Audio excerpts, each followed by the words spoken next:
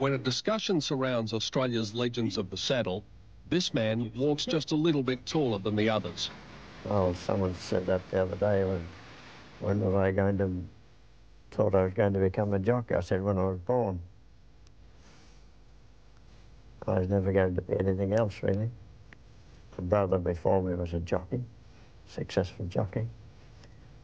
He rode around Wagga and up around the country, you know. His real name is Arthur Breasley, but everyone knows him as SCOBIE. Well, when I was a young boy going to school, there was a great trainer in Melbourne here named James SCOBIE, and he was winning all the derbies, and Melbourne Cups and so on. And a friend of my father had trotters. A friend was always around at the stable, and he, for some reason, he nicknamed me SCOBIE because James SCOBIE was winning all these big races. And I had it going to school, and it's stuck to me ever since.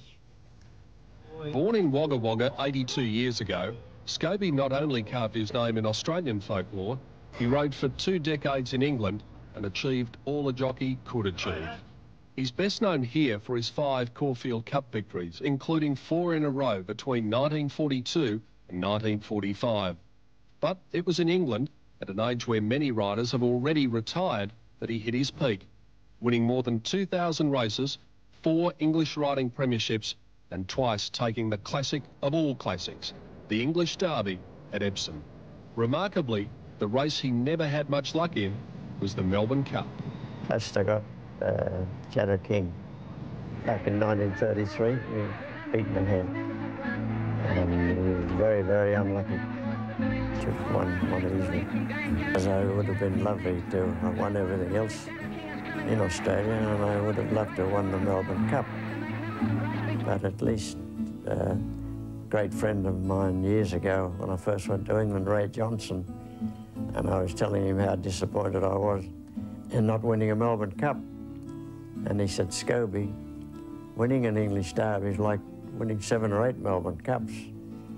So luckily enough, I did achieve a couple of derbies.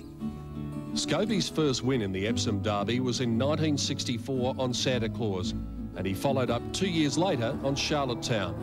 To win it, it was the greatest thrill I've had riding and in racing. But as I say, I was 50 and the grandfather, so I won it again when I was 52. But the first one was the greatest thrill I've had in racing. As I said, he was my Santa Claus. When a discussion surrounds Australia's legends of the saddle, this man walks just a little bit taller than the others.